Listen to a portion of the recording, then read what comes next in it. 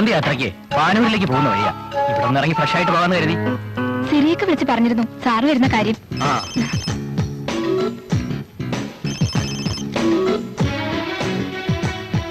ഇപ്പൊ ഇറങ്ങിയതേ ഉള്ളൂ.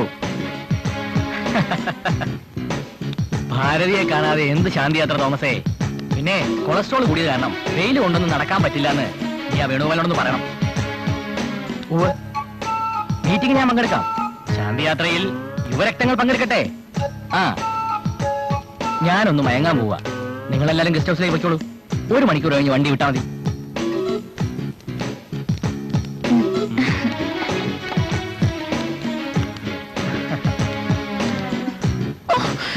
ഈ സാറിന്റെ ഒരു കാര്യം ഇത്രയൊക്കെയായിട്ട് ആർത്തി തീർന്നില്ലേ? ഓൾഡ് ഈസ് ഗോൾഡ് എന്നാണല്ലോ നമ്മൾ കോഴിക്കോട്ടുകാർ പറയാം അല്ലേ?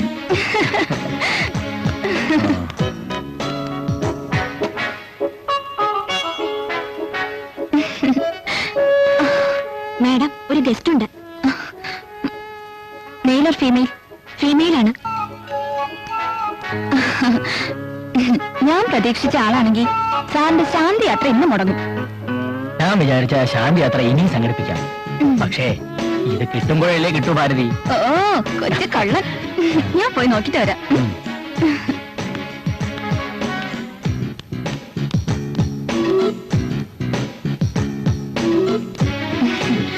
അഞ്ജിത, ഞാൻ വിളിച്ചിരുന്ന എത്തുന്ന തീരെ പ്രതീക്ഷിച്ചില്ല കേട്ടോ.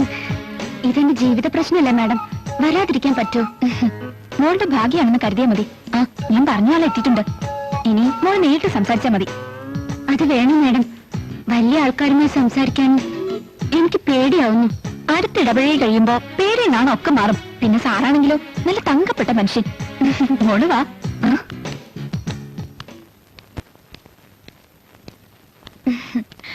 ഇതാണ് സർ ഞാൻ പറഞ്ഞ പുതിയ കുട്ടി. നമസ്കാരം.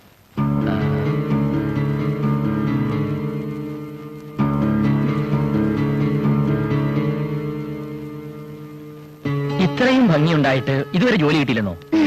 ഭംഗിയും ജോലിയായിട്ട് എന്ത് ബന്ധമാണ് സാറേ? ഇത്രയും കാലത്തെ എന്റെ രാഷ്ട്രീയ അനുഭവം വെച്ച് പറഞ്ഞു പോയതാണേ. കുട്ടി ഇരിക്കണം.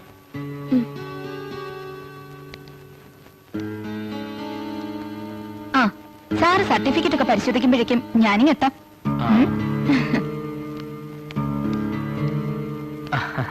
കുട്ടിയുടെ പേര് പറഞ്ഞില്ല. അഞ്ജിത വർമ്മ. വിദ്യാർത്ഥി ആയിരിക്കുമ്പോൾ തുടങ്ങിയതാ എന്റെ രാഷ്ട്രീയ ജീവിതം. അടിയും കുത്തും ജയിൽവാസം ഒക്കെ കഴിഞ്ഞ് ഇന്ന് ഈ ഉന്നത പദവിയിലെത്തിയിട്ടും പഴയ കാര്യങ്ങളൊന്നും മറക്കാത്ത ഒരു നേതാവാണ് ഞാൻ. പാവപ്പെട്ടവരെ ഉള്ളഴിഞ്ഞ് സഹായിക്കാൻ മാത്രമേ ഞാനിതുവരെ ചെയ്തിട്ടുള്ളൂ. കുട്ടിയുടെ കഷ്ടപ്പാടുകളെ പറ്റിയൊക്കെ ഭാരതി എന്നോട് പറഞ്ഞിരുന്നു. അടുത്ത ആഴ്ച തന്നെ ഒരു സ്യൂട്ടബിൾ പോസ്റ്റിൽ അപ്പോയിന്റ് ചെയ്യാൻ ഞാൻ സെക്രട്ടറിയോട് വിളിച്ചു പറഞ്ഞിട്ടുണ്ട്. വളരെ നന്ദിയുണ്ട് സർ. നന്ദി പറയേണ്ടത് എന്നോടല്ല, ദൈവത്തിനോടാ. ഭാരതി എല്ലാം പറഞ്ഞിട്ടില്ലേ? എല്ലാം ഭാരതി പറഞ്ഞിട്ടുണ്ടാവല്ലോ. ഭാരതി, അയ്യോ എന്താ എന്താ സാർ?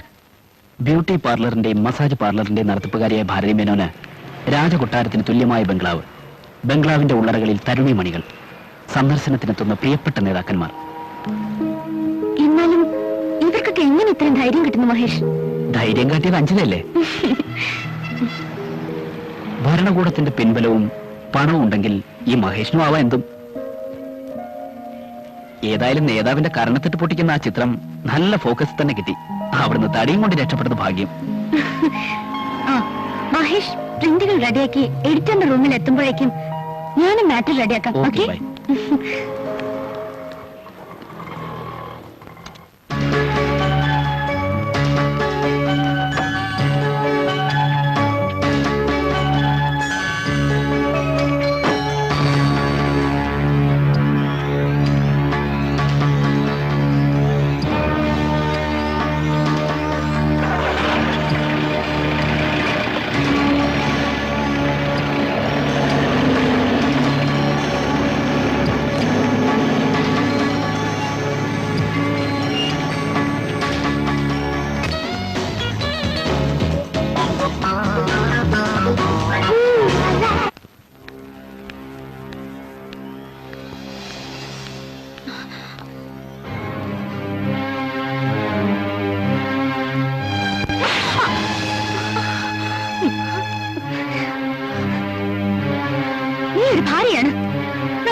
നിനക്ക് ഇങ്ങനെയൊക്കെ ചെയ്യാൻ?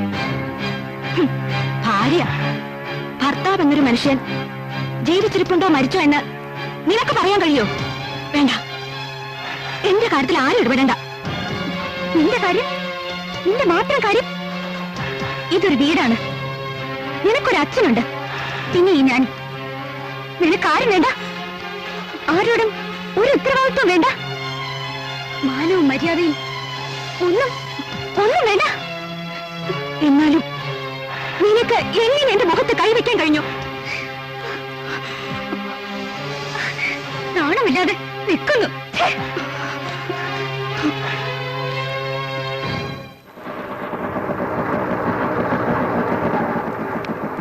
ആ ഭാരതി മേനോന്റെ ഇൻഫ്ലുവൻസ് മഹേഷിന് ഇപ്പൊ മനസ്സിലായില്ലേ? എന്ന് വെച്ച് നമുക്കത് വെറുതെ വിടാൻ പറ്റുമോ? എഡിറ്റർ പറഞ്ഞിട്ടുള്ളത് നമുക്കതൊരു സെൻസേഷണൽ ഇഷ്യൂ ആയി എടുക്കണമെന്നാണ്. മറ്റു പത്രക്കാർക്ക് വായമുടി. നമുക്ക് നമ്മുടെ പ്രോബ് ഉണ്ടല്ലോ, ഒന്ന് കളിച്ചു നോക്കാം. എന്തായാലും ഞാൻ ആ കുട്ടിയെ കണ്ടുപിടിക്കും. ആവേശമൂത്ത് ഓടിക്കേറി ആപത്തൊന്നും വരുത്തരുതേ. അതിനെനിക്ക് കൂട്ടിന് മഹേഷ് ഉണ്ടല്ലോ. അയ്യോ സമയം, ഞാൻ പോട്ടെ മഹേഷ്. ഞാൻ ഡ്രോപ്പ് ചെയ്യണോ? No thanks. See you tomorrow morning. Bye bye. By.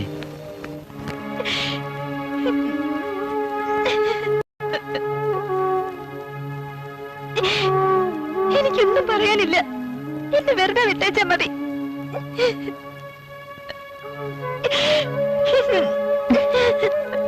അങ്ങനെ പറയരുത്. നോക്ക്, ഞാൻ നിന്റെ സ്വന്തം ചേച്ചിയാണെന്ന് വിചാരിക്ക. നമ്മൾ പെൺകുട്ടികൾക്ക് പുറത്തിറങ്ങി നടക്കാൻ കഴിയണ്ടേ? അവരൊക്കെ വലിയവരായിരിക്കും, മന്ത്രിയോ MLA ഒക്കെ. പക്ഷേ നമ്മുടെ പ്രശ്നം നമ്മുടെ ജീവിതമാണ്, മാനവും അഭിമാനവുമാണ്. സത്യം പുറത്തുള്ളവർ അറിയണം, തെറ്റ് ചെയ്യുന്നവർ ശിക്ഷിക്കപ്പെടണം. എന്തെങ്കിലും പുറത്തു പറഞ്ഞാൽ അവരെന്നെ കൊല്ലും. ഞാനൊന്നും പറയില്ല. നോക്കുമോളെ, തെറ്റ് ആവർത്തിക്കാതിരിക്കണമെങ്കിൽ ശിക്ഷ കൊടുക്കണം.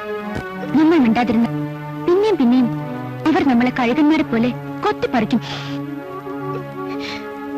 അങ്ങനത്തെ ജീവിതത്തെക്കാൾ നല്ലത് തെറ്റ് വീഴുന്ന ഓരോ പെൺകുഞ്ഞിനെയും അപ്പൊ തന്നെ കഴുത്തിനിരിച്ച് കൊല്ലുന്നതല്ലേ. എന്താ ഞാൻ പറയാം, എന്റെ ചേച്ചിയാണല്ലോ, എനിക്ക് വിശ്വസിക്കാമല്ലോ. തീർച്ചയായും എല്ലാ ചേച്ചിയോട് പറയാം. അച്ഛനെയും സഹോദരങ്ങളെയും മാത്രം തിരിച്ചറിഞ്ഞ പെൺകുട്ടി, നന്മയുടെയും നൈർമല്യത്തിന്റെയും പ്രതീകമായ കുട്ടി എത്ര വേഗം നീർക്കുമുള്ള പോലെ വീണു തകർന്നു. നരഭോജികളെ പോലെ അവളുടെ ശരീരത്തെ പിച്ച ചീന്തിയവർ നാടിന്റെ സംരക്ഷകരും വഴികാട്ടികളുമാണെന്ന് തിരിച്ചറിയുമ്പോ, അവർക്ക് മാന്യതയുടെ അഴകാർന്ന മുഖംമൂടികൾ ഉണ്ടെന്നറിയുമ്പോ, ഇല്ല, അടഞ്ഞ വാതിൽ പഴുതിലൂടെ അരിച്ചിറങ്ങുന്ന പെണ്ണിന്റെ രോദനം.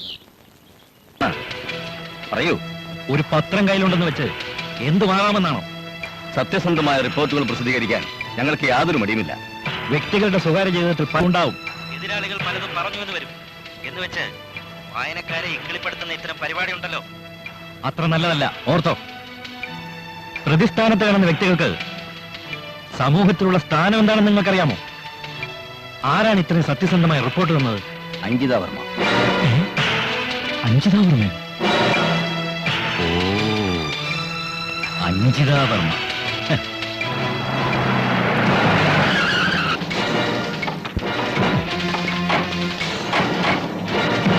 എവിടെയാണ് നിന്റെ പുന്നാരമോൾ അഞ്ജിത വർമ്മ? ആരാ നിങ്ങളൊക്കെ? ആരാ നിങ്ങൾ? പോയി നോക്കണം. അവരിവിടെ ഇല്ലല്ലോ. വീട്ടിൽ കയറി ഇത്രയും വലിയ അതിക്രമങ്ങൾ കാണിച്ചിട്ടും ആ SIയുടെ പ്രതികരണം കണ്ടില്ലേ മഹേഷ്? സത്യത്തിൽ അയാൾ എന്നെയും കൂടി കളിയാക്കുകയല്ലേ ചെയ്തത്. വേണമെങ്കിൽ ഒരു പരാതി എഴുതി കൊടുത്തിട്ട് പോയിക്കോളാൻ. നോക്കാം. അയാൾ നടപടിയൊന്നും എടുത്തില്ലെങ്കിൽ നമുക്ക് ഹയർ ഓഫീസേഴ്സിനെ കാണാം. ഇവിടെ നാട്ടിൽ ഒരു SI മാത്രമല്ലല്ലോ ഉള്ളത്. അച്ഛനും ചേച്ചിക്കും ഉപദ്രവം ഏൽക്കേണ്ടി വന്നത് ഞാൻ കാരണമാണല്ലോ എന്ന് ഓർക്കുമ്പോ വല്ലാത്ത വിഷമം തോന്നുന്നു. അഞ്ജിത വിഷമിക്കണ്ട, നമുക്ക് നോക്കാം. ഒന്നുമില്ലെങ്കിലും നമുക്ക് പത്രങ്ങളുണ്ടല്ലോ. ഇനി അതൊക്കെ ഓർത്തിട്ട് എന്താ കാര്യം? എല്ലാം അച്ഛന്റെ പുന്നാരമുള്ള കാരണ. വളം വെച്ച് കൊടുക്കുന്നുണ്ടല്ലോ, അച്ഛൻ തന്നെ അനുഭവിച്ചു. നിനക്ക് ശേഷം ഒരാൺകുഞ്ഞ് വേണമെന്നായിരുന്നു പ്രാർത്ഥന. പക്ഷെ പെണ്ണാണെന്നറിഞ്ഞിട്ടും വിഷമം തോന്നിയില്ല. പിന്നെ വളർന്നു വലുതായപ്പോ ഒരാണിനേക്കാൾ കരുത്തും തന്റേടോ എന്റെ മോൾക്കുണ്ടെന്ന് കണ്ടു. ഞാനതിൽ സന്തോഷിക്കുകയും ചെയ്തു. ഞാൻ അച്ഛനെ കുറ്റം പറയും. കയറൂരി വിട്ടതുകൊണ്ടല്ലേ ഇങ്ങനെയൊക്കെ സംഭവിച്ചത്. നീതി നിഷേധിക്കപ്പെട്ടവർക്ക് വേണ്ടിയാണല്ലോ എന്റെ മോള് പൊരുതുന്നത് എന്ന് ഓർത്ത് ഒരുപാട് അഭിമാനിച്ചിട്ടുണ്ട് ഈ അച്ഛൻ. പക്ഷേ ഇപ്പൊ എനിക്ക് തെറ്റുപറ്റുമെന്ന് തോന്നുക. മഹാത്മാക്കൾ പോലും പരാജയപ്പെട്ടെടുത്ത് എന്റെ മോൾക്ക് എങ്ങനെ ജയിക്കാൻ കഴിയാ?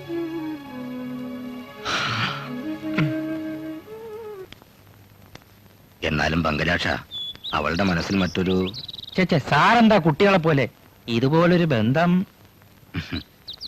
കാര്യങ്ങളൊക്കെ ശരി തന്നെ. അവർക്ക് പൊന്നു വേണ്ട, പണം വേണ്ട, ചടങ്ങുകളും വേണ്ട.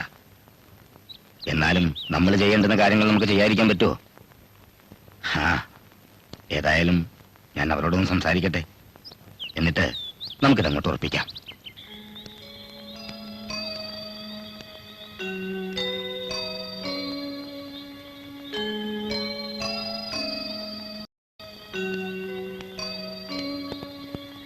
അച്ഛൻ ഉറങ്ങിയില്ലേ ഇതുവരെ? ഉറക്കം വരുന്നില്ല മോളെ. ഓരോന്ന് ആലോചിച്ച് പോവാ. അച്ഛൻ വിഷമിക്കണ്ട. കഴിഞ്ഞത് കഴിഞ്ഞു. എന്തു തന്നെയായാലും കുറ്റക്കാർ ശിക്ഷിക്കപ്പെടുക തന്നെ ചെയ്യും. ഞാനിപ്പോ ആലോചിക്കുന്നത് മറ്റൊരു കാര്യ. അതെന്താ അച്ഛ? വേറൊന്നുമല്ല, നിന്റെ വിവാഹക്കാരൻ തന്നെ. വിവാഹത്തെ കുറിച്ച് ചിന്തിക്കാനുള്ള സമയമാണോ അച്ഛ ഇത്? മോളെ, സമയം കുറെ കടന്നുപോയെന്ന് അച്ഛന് തോന്നുന്നത്. എന്തായാലും മോൾക്ക് ചേരുന്നയാളെ തന്നെയാണ് അച്ഛൻ കണ്ടുവച്ചിട്ടുള്ളത്. എന്താ?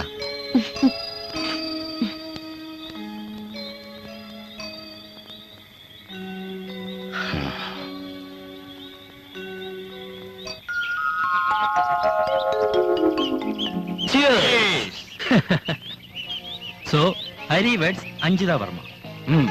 അഞ്ജിത വർമ്മ, നിങ്ങൾക്കറിയോ അവൾ ആരാണെന്ന്? അപ്സര കന്യകമാരെ വെല്ലുന്ന സുന്ദരി, മോർ ബ്യൂട്ടിഫുൾ ദാൻ മൊനാലിസ. അവൾ എന്റേതാവാൻ പോകുന്നു.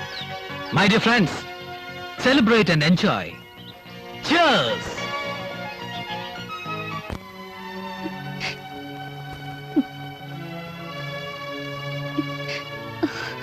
എന്താ മോളെ? അച്ഛൻ വിവാഹത്തെ പറ്റി പറഞ്ഞപ്പോ ഞാൻ ഓർത്തത് മഹേഷിനെയാണ്. മഹേഷിന്റെ കാര്യം അച്ഛൻ അറിയാവുന്നതല്ലേ? എല്ലാ അച്ഛനറിയാം. പക്ഷേ ഇന്നുവരെ എന്റെ മോളുടെ ഏതെങ്കിലും ഇഷ്ടത്തിന് അച്ഛൻ എഴുതി വന്നിട്ടുണ്ടോ? ഇല്ലല്ലോ. എന്നാൽ ഇപ്പൊ അച്ഛനത് വേണ്ടി വന്നു. അതുകൊണ്ടാ ഇങ്ങനൊരു തീരുമാനമെടുത്തത്. അച്ഛൻ തന്നെയാണോ ഇങ്ങനെ സംസാരിക്കുന്നത്? അതേ മോളെ, ശരിയാ. കാലം ഈ അച്ഛനെ അത്തരത്തിൽ മാറ്റിക്കളഞ്ഞു എന്ന് പറയുന്നതാവും ശരി. എന്റെ മോൾ അനീതിക്കെതിരെ പത്രത്തിൽ എഴുതിയെന്ന ഒറ്റ കാരണം കൊണ്ട് ഇവിടുത്തെ വലിയമാര് വന്ന് എന്റെ ചേച്ചിയെ നാൻകെടുത്തില്ലേ?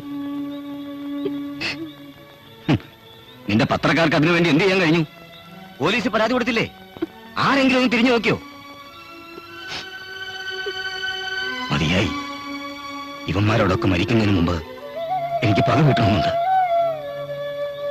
ചേച്ചിയുടെ അനുഭവം മോൾക്കറിയാലോ. അങ്ങനെ ഒരു അനുഭവം നിനക്ക് കൂടി ഉണ്ടായാൽ ഈ അച്ഛൻ ഒരിക്കലും അനുവദിക്കില്ല. എന്തിനും പണവും സ്വാധീനവും വേണം. അങ്ങനെ ഒരാളെയാണ് എന്റെ മോളെ ഏൽപ്പിക്കാൻ പോകുന്നത്. മോളെ, നിന്റെ സുരക്ഷിതത്വമാണ് ഈ അച്ഛൻ നോക്കുന്നത്. എന്നെ അച്ഛൻ ഒന്നേ പറയാനുള്ളൂ, മോളെ സമ്മതിക്കണം.